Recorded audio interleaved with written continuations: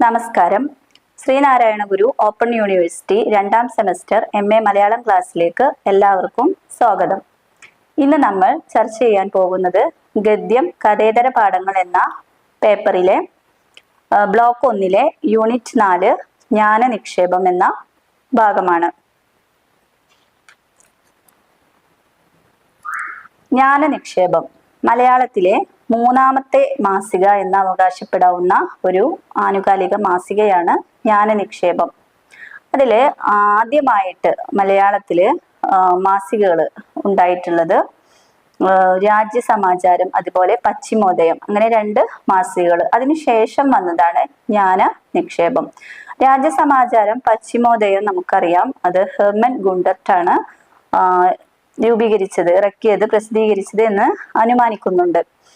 അതില് ഈ 2 മാസികകളിൽ നിന്നും വ്യത്യസ്തമായിട്ട് ഈ ഒരു ജ്ഞാന നിക്ഷേപത്തിന് എന്താണ് വ്യത്യസ്തമായിട്ട് ഉണ്ടായിരുന്നത് എന്ന് നോക്കാം. ആദ്യമായിട്ട് അതിന്റെ അച്ചാണ്. പണ്ട് കാലങ്ങളിലെ കല്ലച്ചായിരുന്നു ഉപയോഗിച്ചിരുന്നത് അല്ലെ. അതിൽ നിന്നും മാറ്റം വന്നിട്ട് ഇളക്കി മാറ്റാവുന്ന ലിപികളുള്ള ആണിയച്ചുകൾ ഉപയോഗിക്കാൻ തുടങ്ങിയത് ഈ ജ്ഞാന നിക്ഷേപത്തിന്റെ വരവോട് കൂടിയാണ്. ജ്ഞാന നിക്ഷേപം ആദ്യമായിട്ട് കോട്ടയത്ത് 1848 ചർച്ച് മിഷൻ സൊസൈറ്റിയുടെ ആഭിമുഖ്യത്തില് ബെഞ്ചമിൻ ബെയ്ലിയാണ് ഇത് അച്ചടിച്ചിറക്കുന്നത്. പിന്നീട് അതെന്ത് ചെയ്തു, 1870 മുടങ്ങിപ്പോയി. എങ്കിലും 1898 ജോൺ ചാണ്ടി എന്ത് ചെയ്തു, അത് പുനരാരംഭിക്കുകയാണ് ചെയ്തത്. അപ്പൊ നമ്മൾ പറഞ്ഞ ആദ്യത്തെ ഈ രാജ്യസമാചാരം, അതുപോലെ പശ്ചിമോദയം എന്നിവ, അതിൽ രാജ്യസമാചാരം പ്രധാനമായിട്ട് ഫോക്കസ് ചെയ്തിരുന്നത് മതകാര്യങ്ങളെ കുറിച്ച് ഉള്ള ഒരു ചർച്ചയായിരുന്നെങ്കിൽ പശ്ചിമോദയം എന്തായിരുന്നു, പൊതുവിജ്ഞാനമായിരുന്നു അതിന്റെ വിഷയം. എന്നാൽ ജ്ഞാന നിക്ഷേപം എന്ന് പറയുന്നത് പൊതുവായിട്ടുള്ള കാര്യങ്ങൾ, അന്നത്തെ കാലത്ത് സമകാലിക വാർത്തകളും അതുപോലെ ദേശീയ അന്തർദേശീയ വാർത്തകളും അങ്ങനെയുള്ള എല്ലാ വിവരങ്ങളും ഉൾപ്പെടുത്തിയിട്ടുള്ള ഒരു മാസികയായിരുന്നു ജ്ഞാന നിക്ഷേപം. മലയാളത്തിലെ ആദ്യത്തെ സചിത്ര പുസ്തകം എന്ന് ഇതിനെ വിശേഷിപ്പിക്കുന്നുണ്ട് പ്രിയദർശൻജി. അതായത് അന്ന് ഇറങ്ങിയിട്ടുള്ള മാസികയില്, ഈ ഒരു ജ്ഞാന നിക്ഷേപ മാസികയില് ഹെൻറി ബേർ ജൂനിയർ വരച്ചിട്ടുള്ള പെൻസിൽ ചിത്രങ്ങൾ അതിൽ കാണാൻ കഴിയും. അതുകൊണ്ട് തന്നെ മലയാളത്തിലെ ആദ്യത്തെ സചിത്ര പുസ്തകം എന്നതിനെ വിശേഷിപ്പിക്കുന്നുണ്ട്, ജ്ഞാന നിക്ഷേപത്തെ വിശേഷിപ്പിക്കുന്നുണ്ട്. ഇത് പറയുന്നത് പ്രിയദർശൻ ജി ആണ് കേട്ടോ. പിന്നെ മാറ്റാൻ കഴിയുന്ന അക്ഷരങ്ങൾ ഉപയോഗിച്ചുള്ള അച്ചടി, അത് ഇതിന്റെ ഒരു പ്രധാനമാണ്. അതിന്റെ ഒരു സവിശേഷതയാണ്. നമ്മൾ നേരത്തെ പറഞ്ഞു, ഇതിന്റെ അച്ചുകൾ മാറ്റാൻ കഴിയുന്ന ലിപികൾ ആദ്യമായിട്ട് പരീക്ഷിച്ചു നോക്കിയിട്ടുള്ള ഒരു അച്ചടി വിദ്യയാണ് ഈ ഒരു ജ്ഞാന നിക്ഷേപത്തിൽ കാണാൻ കഴിയുന്നത്. അതുപോലെ തന്നെ നമ്മുടെ ഈ മലയാളത്തില് ആദ്യകാലങ്ങളിലൊക്കെ ഈ ലിപികള് എന്താണ്, ചതുരാകൃതിയിലായിരുന്നു. അപ്പൊ അതിനെയൊക്കെ മാറ്റി നല്ല ഉരുണ്ട രൂപത്തിലാക്കി ലിപികൾക്ക് ഒരുപാട് മാറ്റവും ഭംഗിയും വ്യക്തവും ഒക്കെ മാറ്റിയെടുത്തത് ബെഞ്ചമിൻ ബെയ്ലിയാണ്. അതുപോലെ തന്നെ ഈ മലയാളത്തിൽ ആദ്യമായിട്ട് ഉള്ളടക്കം എന്നുള്ള ഒരു സംഭവം പ്രസിദ്ധീകരിക്കുന്ന ഒരു മാസിക കൂടി എന്ന് അവകാശപ്പെടാൻ കഴിയും ഈ ജ്ഞാന നിക്ഷേപത്തിന്. അതിന്റെ ഇംഗ്ലീഷ് വിവർത്തനത്തിന്റെ പേരെന്താണ്, ദ ട്രഷറി ഓഫ് നോളജ് എന്നാണ്. ഈ ഒരു മാസികയുടെ ഫ്രണ്ട് പേജിലായിട്ട് അത് അച്ചടിച്ച് ഉണ്ടാവുകയും ചെയ്യും. പിന്നെ അതിന്റെ ഒരു പ്രധാനപ്പെട്ട ഒരു വാക്യം എന്ന് പറയുന്നത് വിദ്യാധനം സർവ്വധനാൽ പ്രധാനം എന്നുള്ള ഒരു സംഭവം അവിടെ ഒരു മാസിക മുന്നിൽ കാണാൻ കഴിയും ട്ടോ. ജ്ഞാന നിക്ഷേപത്തിന്റെ വിജ്ഞാനത്തിന് വേണ്ടി നവീന ശാസ്ത്ര വിജ്ഞാനവും അനുഭവ പാഠങ്ങൾക്ക് വേണ്ടി വാർത്തകളും അതിൽ ഉൾപ്പെടുത്തിയിട്ടുണ്ട്. അപ്പൊ നമ്മൾ പറഞ്ഞു, പൊതുവിവരങ്ങളും അതുപോലെ അന്നത്തെ സമകാലിക വാർത്തകളും ഒക്കെ ഇടം പിടിച്ചിട്ടുള്ള ഒരു മാസിക ആണ് ജ്ഞാന നിക്ഷേപം. പിന്നെ അതുപോലെ ടൈപ്പോഗ്രഫിയുടെ സാധ്യതയും ഇതില് കാണാൻ കഴിയുന്നുണ്ട്. പിന്നെ കല്ലച്ച് എന്ന സംഭവം മാറ്റി ഇളക്കി മാറ്റാവുന്ന അച്ചുകൾ ഉപയോഗിച്ചു. അച്ചടി അച്ചുകളിൽ മഷി പുരട്ടി ഉപയോഗിക്കാൻ തുടങ്ങി എന്നുള്ളതും ഇതിന്റെ ഒരു പ്രത്യേകതയാണ്. ജ്ഞാന നിക്ഷേപം ലക്കം 1 കുറിച്ചാണ് അടുത്തത് പറയുന്നത്. ലക്കം 1 അതിന്റെ ആദ്യ ഭാഗത്ത് കാണുന്നത് ഒന്നാം പേജില് മുകളില് ഇടത് ഭാഗത്ത് അതിന്റെ ലക്കം നമ്പറാണ് കാണാൻ കഴിയുക. അതായത് ഫ്രണ്ട് പേജിന്റെ ഇടത് ഭാഗത്ത് കാണാൻ കഴിയുക ലക്കം നമ്പർ. പിന്നെ അതിന്റെ നേരെ വലതു ഭാഗത്ത് പത്രത്തിന്റെ വില കാണാൻ കഴിയും. പിന്നെ അതിന് നേരെ താഴെയായിട്ട് ഇടതും വലതും 2 ഭാഗങ്ങളിലായിട്ട് സംഗതി വിവരങ്ങൾ എന്ന ഉള്ളടക്കം, നമ്മൾ പറഞ്ഞു ആദ്യമായിട്ട് ഉള്ളടക്കം എന്നുള്ള ആശയം കൊണ്ടുവന്നത് ജ്ഞാനനിക്ഷേപം എന്ന മാസികയിലൂടെയാണെന്ന് പറഞ്ഞു. ഈ ഉള്ളടക്കത്തിൽ എന്തൊക്കെ ഉണ്ടായിരിക്കും? മുഖവുര ഉണ്ടാവും, വർത്തമാനങ്ങൾ, അതുപോലെ ഭാഷ, എഴുത്ത്, ഭൂമിയുടെ രൂപം, ഗ്രഹാദികൾ, ആഴ്ചവട്ടങ്ങൾ, റെഗുലേഷൻ, പകർപ്പുകൾ എന്നിങ്ങനെയുള്ള കാര്യങ്ങളെല്ലാം ഈ ഒരു ഉള്ളടക്കത്തിൽ എന്തെല്ലാം കാര്യങ്ങളാണ് അതിലുള്ളത് എന്നുള്ള ആ ഒരു ഉള്ളടക്കത്തിൽ നോക്കിയാൽ കാണാൻ കഴിയും. പിന്നെ അതുപോലെ ആദ്യത്തെ പേജിൽ തന്നെ ആദ്യമായി അച്ചടിച്ച ആ വർഷം, അതുപോലെ മലയാള മാസം കോട്ടയം 1848 ആണ്ട് വൃശ്ചിക മാസം എന്ന അക്ഷരങ്ങളിലായിട്ട് നമുക്ക് കാണാൻ കഴിയും. അങ്ങനെയൊക്കെ ഒരു ആദ്യത്തെ പേജിൽ ഉള്ള പ്രധാന വിവരങ്ങളൊക്കെയാണ് അത്. പിന്നെ അതുപോലെ ഈ ഒരു പത്രം ആരംഭിക്കുന്നത് ഒരു ശ്ലോകത്തിലൂടെയാണ്. ന രാജഹാര്യം ന ച ചോരഹാര്യം പ്രയാണകാലേ ന ച ഭാരഹാര്യം വ്യയീകൃത വർധന ഏവ നിത്യം വിദ്യാധനം സർവധനാൽ പ്രധാനം. ഇതില് അവസാനത്തെ വരി എല്ലാവരും കേട്ടിട്ടുണ്ടാവും അല്ലെ. പിന്നെ അടുത്തതായിട്ട് ഇതിലുണ്ടാവുക മുഖവുര. മുഖവുരയിൽ എന്തൊക്കെയാണ് പറയുന്നത്? ഇത് മുഖവുരയിൽ ഈ ഒരു പത്രത്തെ കുറിച്ചുള്ള ആമുഖ കാര്യങ്ങളെ കുറിച്ച് ഒരു അറിവ് നൽകുകയാണ് ജനങ്ങൾക്ക്. അത് കോട്ടയത്ത് നിന്നാണ് ഇത് ആരംഭിച്ചിട്ടുള്ളത്. ഇതിലുള്ളത് എന്തൊക്കെയാണ്? കൗതുകരമായ വാർത്തകളുണ്ട്, പ്രാദേശിക വാർത്തകളുണ്ട്, ദേശീയ വാർത്തകളുണ്ട്, അതുപോലെ അന്തർദേശീയ വാർത്തകളും ഒക്കെ ഇതിൽ ഇടം പിടിക്കുന്നുണ്ട്. പിന്നെ അതുപോലെ പല ദിക്കുകളിലുള്ള കുടിയാന്മാരും അവരുടെ ജീവിതങ്ങളും അവരുടെ രീതികളും എല്ലാം ഇതിൽ പ്രതിപാദിക്കുന്നുണ്ട്, അവരുടെ മര്യാദകള്. പിന്നെ അതുപോലെ പക്ഷി മൃഗാദികളെ കുറിച്ച് പലതരത്തിലുള്ള പക്ഷി മൃഗാദികൾ ഇതില് വാർത്തകളായിട്ട് വരുന്നുണ്ട്. പിന്നെ മത്സ്യങ്ങള്, പിന്നെ മുളച്ചുണ്ടാകുന്നത്, ജീവനില്ലാത്തത് എന്നീ കാര്യങ്ങളെല്ലാം ഇതില് വാർത്തകളായിട്ട് വരുന്നുണ്ടെന്ന് പറയുന്നുണ്ട്. പിന്നെ ഈ മുഖവുരയിൽ പിന്നെ പറയുന്നുണ്ട് തിരുവിതാംകോട്ടിലെ സംസ്ഥാനത്തെ റെഗുലേഷനുകൾ പറയുന്നുണ്ട്, പേർപ്പുകള്, മാർഗങ്ങള്, അതുപോലെ വിവിധ തരം ചികിത്സകള്, ഗ്രഹശാസ്ത്രം, പിന്നെ അങ്ങനെയുള്ള എല്ലാ കാര്യങ്ങളെ കുറിച്ച് ഒരു അറിവ് നൽകുന്നുണ്ട്. പിന്നെ അതിന്റെ അവസാന വരികളായിട്ട് പറയുന്നുണ്ട് ഇത് ബോധിക്കുന്നവർക്ക് ഈ കടലാസ് വാങ്ങിയിട്ട് വായിച്ചു കൊള്ളാമെന്നും, ഇഷ്ടപ്പെട്ടാൽ അല്ലെങ്കിൽ ഇത് അനുകൂലിക്കുകയാണെങ്കിൽ ഇത് നിങ്ങളുടെ അറിയുന്നവർക്ക് ഇത് സജസ്റ്റ് ചെയ്ത് കൊടുക്കണമെന്നും ഒക്കെ പറയുന്നുണ്ട്. പിന്നെ ഇതിന്റെ ഒരു പ്രത്യേകത, ഇതിലെ ലിപികളുടെ പ്രത്യേകത എന്ന് പറയുന്നത് A-O എന്ന് പറയുന്ന സ്വരാക്ഷരങ്ങള് ഇതില് നമുക്ക് കാണാൻ കഴിയില്ല. അതുപോലെ തന്നെ അന്നത്തെ കാലത്ത് സംവൃതോകാരങ്ങളും ഉണ്ടായിരുന്നില്ല. അപ്പൊ ആ ഒരു മാറ്റം ഇതില് ഉണ്ടായിട്ടുണ്ടാവും. അന്നത്തെ കാലത്ത് എന്താണ് സ്വരാക്ഷരങ്ങളായിട്ടുള്ള ആ, പിന്നെ A-O എന്നുള്ള സ്വരാക്ഷരങ്ങൾ കാണാൻ കഴിയില്ല. അതുപോലെ തന്നെ സംവൃതോകാരങ്ങളും അന്ന് നിലവിലില്ലായിരുന്നു. അപ്പൊ അത് എന്തില്ല, അന്നത്തെ ഈ ഒരു മാസികയിൽ കാണാൻ കഴിയില്ല.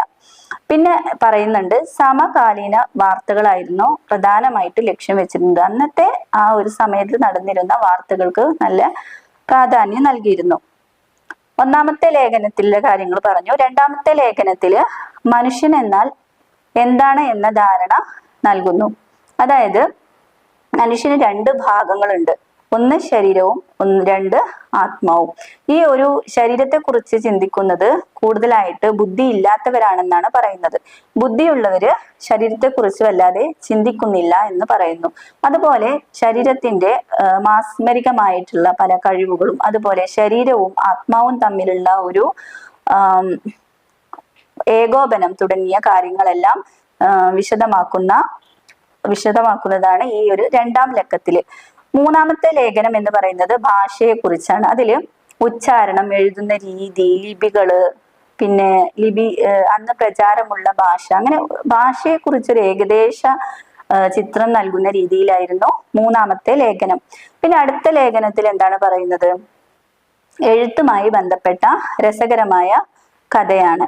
എഴുത്തുമായി ബന്ധപ്പെട്ട് ആയിട്ടുള്ള ഒരു കഥകളൊക്കെയാണ് ഈ അടുത്ത ലേഖനത്തിൽ പറയുന്നത്. പിന്നെ അതിനടുത്തുള്ള ലേഖനത്തില് ഭൂമിയുടെ രൂപം എന്ന ഒരു ശാസ്ത്ര ലേഖനമാണ് നമുക്ക് കാണാൻ കഴിയുക. ഭൂമിയുടെ രൂപം എന്ന് പറഞ്ഞാല് ഈ ഒരു ഭൂമിയുടെ നിഴല് ചന്ദ്രനിൽ പതിക്കുന്ന ആ ഒരു സമയം ഉണ്ടല്ലോ, ഗ്രഹണ സമയത്തില് ചന്ദ്രനെ നമുക്ക് കാണാൻ കഴിയില്ല ഭൂമിയുടെ നിഴല് പതിക്കുന്നത് കാരണം. എന്നാൽ ഭൂമിയെ അപ്പൊ നമുക്കൊരു ഉരുണ്ടതായിട്ടാണ് കാണാൻ കഴിയുക എന്ന് പറയുന്നുണ്ട്. പിന്നെ അതുപോലെ സൂര്യനും നക്ഷത്രങ്ങളും ഒഴികെ ബാക്കി എല്ലാവരും എന്ത് ചെയ്യുന്നുണ്ട്, ഇങ്ങനെ ചലനാത്മകമാണ്, എല്ലാവരും ചലിച്ചുകൊണ്ടിരിക്കുകയാണ്. ചന്ദ്രന്, അതുപോലെ വാൽനക്ഷത്രങ്ങള്, പിന്നെ ഗ്രഹങ്ങള്, ഇതെല്ലാം ഇങ്ങനെ ചലിച്ചുകൊണ്ടിരിക്കുകയാണെന്ന് പറയുന്നുണ്ട്. പിന്നെ അതുപോലെ ഗ്രഹങ്ങള് സൂര്യനെ ചുറ്റാൻ എടുക്കുന്ന സമയത്തെ കുറിച്ച് പറയുന്നുണ്ട്. അവസാനമായിട്ട് പറയുന്നുണ്ട് ഈ പ്രപഞ്ചത്തിന്റെ ഈ സംഭവ വികാസങ്ങൾക്കെല്ലാം കാരണം ദൈവമാണ് എന്നാണ് പറയുന്നുണ്ട്. പിന്നെ അടുത്തതായിട്ട് ആഴ്ചവട്ടങ്ങളുടെ ഉത്ഭവം എന്ന മാസിക, അടുത്ത മാസികയുടെ പേരാണ് ആഴ്ചവട്ടങ്ങളുടെ ഉത്ഭവം. അതിലെന്താണ് പറയുന്നത്, ഈ ആഴ്ച, അതായത് എല്ലാ ജാതി മതക്കാരും എല്ലാ വിഭാഗം ആളുകളും ഒരുപോലെ ആഴ്ചക്ക് 7 ദിവസം കണക്കാക്കുന്നത് എങ്ങനെയാണ്, ഇതിന്റെ ആ ഉത്ഭവത്തെ കുറിച്ചാണ് പറയുന്നത്. അതായത് 6 ദിവസം എന്ത് ചെയ്തു, ഈ ഒരു ഭൂമിയും മറ്റു പ്രപഞ്ചവും ഒക്കെ സൃഷ്ടിച്ചെടുക്കാൻ ദൈവത്തിന് വേണ്ടി വന്നു. 7ാമത്തെ ദിവസം അദ്ദേഹം വെറുതെ ഇരുന്നു എന്നുള്ള ഒരു കാഴ്ചപ്പാടിലൂടെ അങ്ങനെ ഒരു ദൈവ കഥ ഉണ്ടാക്കിയെടുത്തിരിക്കുകയാണ് ഈ ഒരു ആഴ്ചവട്ടങ്ങളുടെ ഉത്ഭവം എന്ന് പറയുന്ന ഈ ഒരു മാസികയില്. പിന്നെ അതിന്റെ അവസാന വിഭാഗമായ റെഗുലേഷൻ പകർപ്പുകൾ എന്നതിൽ സർക്കാർ വിജ്ഞാപനങ്ങളൊക്കെയാണ് ഉൾപ്പെടുത്തുന്നത്. അങ്ങനെ നോക്കുമ്പോൾ രാജവിളംബരങ്ങൾ ആദ്യമായി പ്രസിദ്ധീകരിച്ച ഒരു മാസിക എന്ന് അവകാശപ്പെടാനും ഈ ജ്ഞാന നിക്ഷേപത്തിന് സാധ്യമാണ്. ആദ്യമായിട്ട് രാജവിളംബരങ്ങൾ പ്രസിദ്ധീകരിച്ച ഒരു മാസിക എന്ന് അവകാശപ്പെടാവുന്ന മലയാളത്തിലെ മാസികയാണ് ജ്ഞാന നിക്ഷേപം.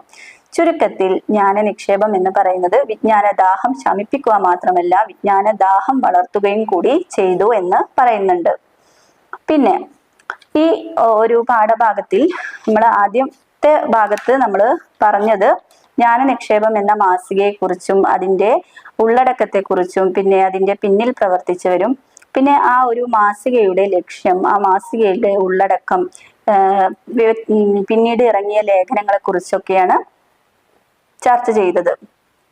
ഈ യൂണിറ്റിന്റെ 2ാമത്തെ ഭാഗത്ത് preface to Malayalam English dictionary എന്ന ഈ ഒരു ഭാഗത്ത് ഹെർമൻ ഗുണ്ടർട്ടിന്റെ സാഹിത്യ സംഭാവനകൾ, അദ്ദേഹം അച്ചടി രംഗത്ത് അതുപോലെ വ്യാകരണ പുസ്തകങ്ങളും നിഘണ്ടുവും ഒക്കെ നമുക്കായിട്ട് തയ്യാറാക്കി തന്ന വ്യക്തിയാണ്, ഒരു ക്രിസ്ത്യൻ മിഷണറിയാണ് ഹെർമൻ ഗുണ്ടർട്ട്. അപ്പൊ അദ്ദേഹത്തിന്റെ സാഹിത്യ സംഭാവനകളിലൂടെയാണ് നമ്മൾ പോകുന്നത്. അതുപോലെ വ്യത്യസ്ത തരം നിഘണ്ടുകൾ, നമ്മുടെ മലയാളത്തിൽ വന്നിട്ടുള്ള നിഘണ്ടുകളും അതുപോലെ ഈ നിഘണ്ടു അതുപോലെ പല ഗ്രന്ഥങ്ങൾക്കും ആമുഖം തയ്യാറാക്കിയ രീതിയൊക്കെയാണ് ഇതിൽ പറയുന്നത്.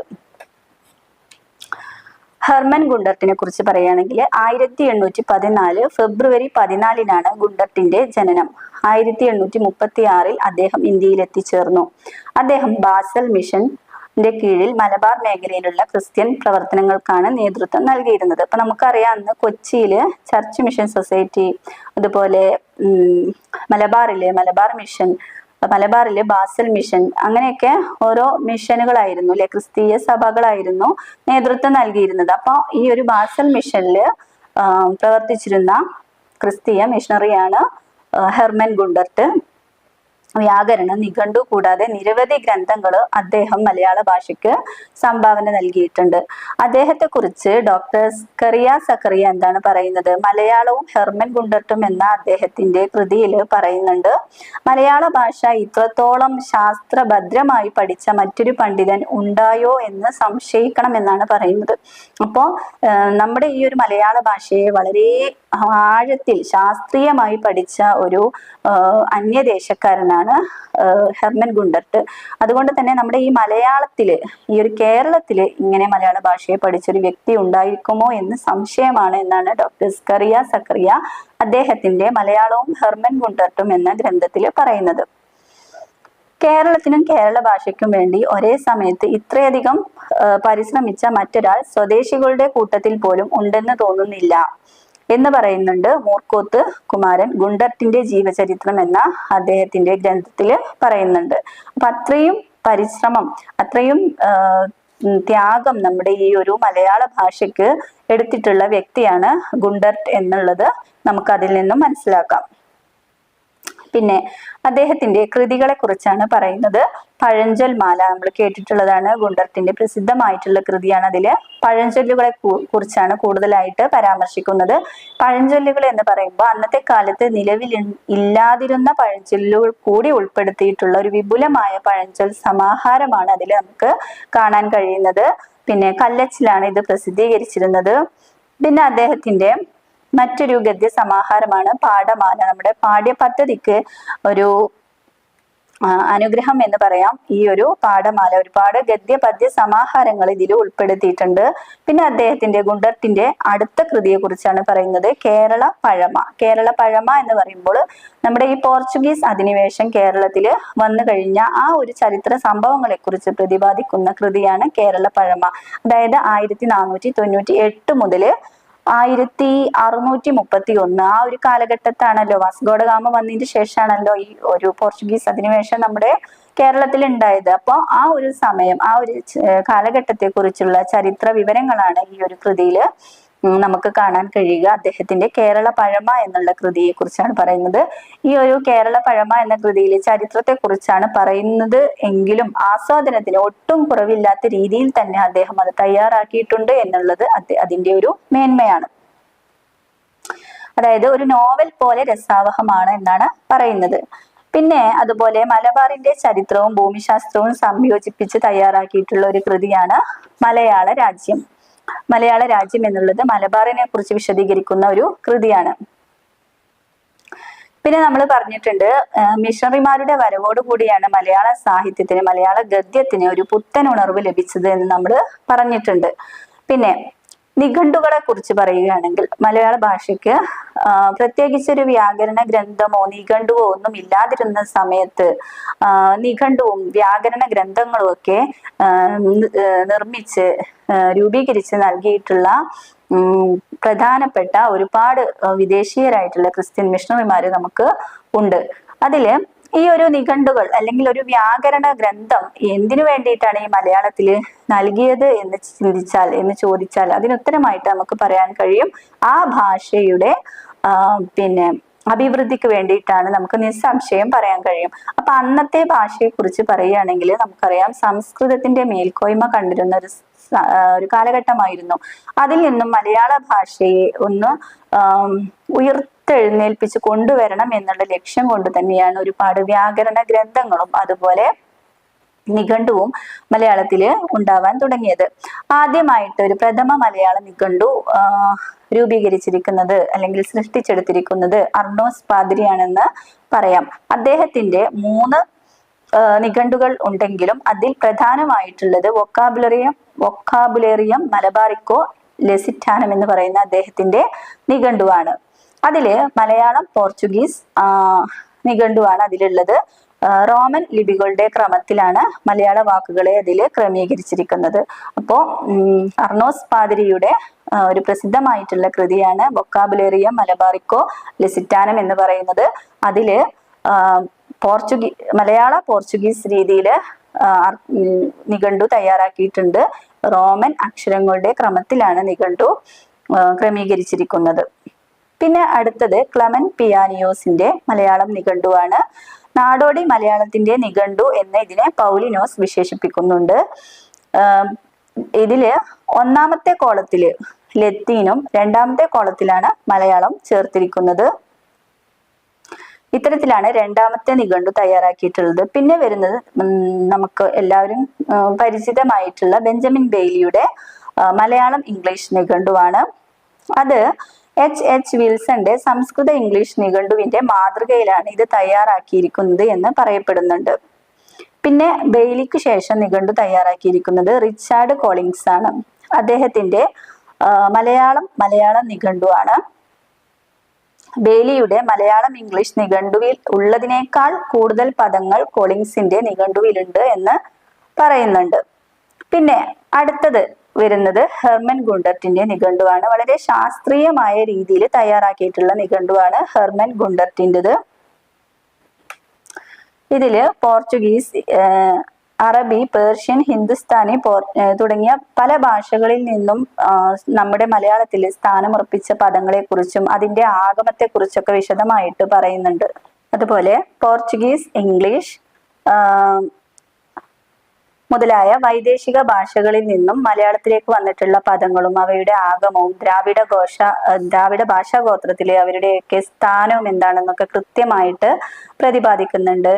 പിന്നെ അത്തരത്തിലൊരു ശാസ്ത്രീയ പഠനമാണ് ഹെർമൻ ഗുണ്ടർട്ടിന്റെ നിഘണ്ടുവിൽ നമുക്ക് കാണാൻ കഴിയുക.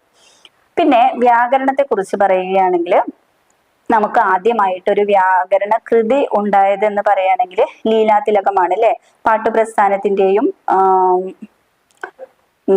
പിന്നെ സംസ്കൃതത്തിന്റെയും കൂടിയിട്ടുള്ള ആ ഒരു വ്യാകരണം ഗ്രന്ഥം ആദ്യമായിട്ട് ലക്ഷണങ്ങളൊക്കെ അടങ്ങുന്ന മുത്തും പവിഴവും എന്ന് വിശേഷിപ്പിക്കുന്ന അത്തരത്തിലുള്ള ആ ഒരു ഗ്രന്ഥം നമുക്ക് ലക്ഷണങ്ങളൊക്കെ പറയുന്നത് ലീലാതിലകം എന്നുള്ള വ്യാകരണ ഗ്രന്ഥത്തിലാണ്. അതിനുശേഷം മലയാള ഭാഷയോട് കൂടുതൽ കൂറ് പുലർത്തിക്കൊണ്ട് ഒരു ഗ്രന്ഥം പിന്നീട് ഉണ്ടായിട്ടുണ്ട്.